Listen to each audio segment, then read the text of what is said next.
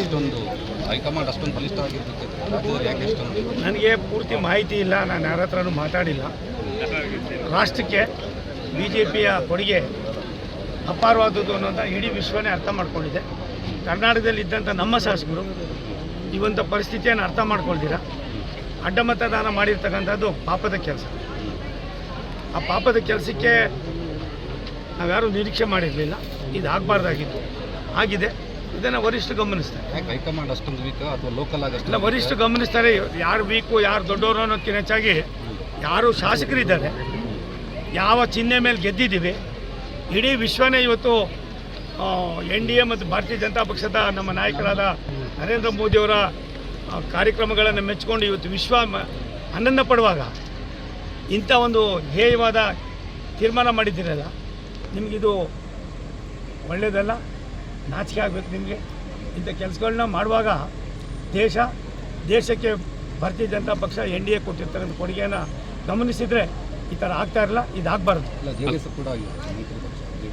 ಒಂದು ಯಾರೂ ಕೂಡ ಮಾಡಬಾರ್ದು. ಪಕ್ಷ ತಾಯಿ, ಆ ತಾಯಿಯ ವ್ಯವಸ್ಥೆಯನ್ನು ಎಲ್ಲ ಒಂದು ಕಡೆ ನಾವು ಅಸ್ಥಿರಗೊಳಿಸಿದ್ರೆ ಮುಂದೆ ಆಗ್ತಕ್ಕಂಥ ತೊಂದರೆ ಏನು ಅನ್ನೋದಕ್ಕಿಂತ ಹೆಚ್ಚಾಗಿ ಜನನೂ ಕ್ಷಮಿಸೋದಿಲ್ಲ, ಪಕ್ಷನೂ ಕ್ಷಮಿಸೋದಿಲ್ಲ. ನೀವು ಮಾಡಿರೋ ಪಾಪಕ್ಕೆ ನಿಮ್ಮ ಮನೆಯಲ್ಲೂ ಕೂಡ ನಿಮ್ಗೆ ನೆಮ್ಮದಿ ಸಿಗೋದಿಲ್ಲ. ಇದರಿಂದ ಮೈತ್ರಿಗೆ ಭಂಗ ಆಗುತ್ತೆ ಆ ಥರದ್ದು ಏನು ಭಂಗ ಮತ್ತೊಂದು ತೀರ್ಮಾನ ಆಮೇಲೆ ನೋಡೋಣ, ಅದು ಬೇರೆ. ಅದು ಇವ್ರು ಮಾಡಿದಾರಲ್ಲ MLAಗಳು, ಇದಕ್ಕಿಂತ ಹೇಯವಾದ ಕೆಲಸ ಮತ್ತೊಂದು ನೋಡಪ್ಪ. ನಾಯಕತ್ವ ವಿಫಲ, ಮತ್ತೊಂದನ್ನು ನಮ್ಮ ಹೈಕಮಾಂಡ್ ಇದೆ, ಅದು ತೀರ್ಮಾನ ಮಾಡ್ತಾರೆ. ಆದರೆ ಈ ಶಾಸಕರು ಮಾಡಿರ್ತಕ್ಕಂಥ ಕೆಲಸ ಇದೆಯಲ್ಲ, ಇದು ನಿಜವಾಗ್ಲೂ ಕೂಡ ಹೇಸಿಗೆ ಕೆಲಸ. ಇಂಥ ಜನಪ್ರತಿನಿಧಿಗಳು ಆಗ್ದಿರಾ ಮರ್ಯಾದೆಯಿಂದ ರಾಜೀನಾಮೆ ಕೊಟ್ಟು ಮನೆಯಲ್ಲಿರೋ ರಾಜ್ಯಾಧ್ಯಕ್ಷರ ತಲೆದಂಡ ಏನಾರು ಆಗುತ್ತಾ ಸರ್ ಈ ವಿಚಾರದಲ್ಲಿ? ಒಂದು ನನಗೆ ಮಾಹಿತಿ ಇಲ್ಲ, ಯಾವುದನ್ನು ಹೇಳೋದಿಲ್ಲ.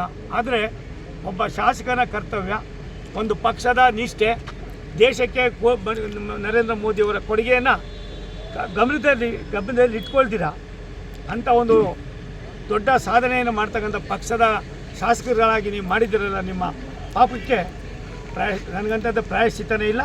ಆ ಪಾಪದ ವ್ಯವಸ್ಥೆಯಲ್ಲಿ ನೀವೇ ದಿನ ತೊಳಲಾಟದಲ್ಲಿ ಭಾಗಿಯಾಗ್ತೀವಿ. ಸರ್, ಮುಂದೆ ಪಕ್ಷದ ಜವಾಬ್ದಾರಿ ಏನಾದ್ರು ನಿಮಗೆ ವಹಿಸ್ಕೋತೀರ? ನಾನು ಯಾವುದೇ ಪ್ರಶ್ನೆಗಳಿಗೆ ಉತ್ತರ ಇಲ್ಲ. ಇವತ್ತೇನು ನೀವು ಕೇಳಿದ್ದೀರಿ ಇದಕ್ಕೆ ಮಾತ್ರ ಉತ್ತರ.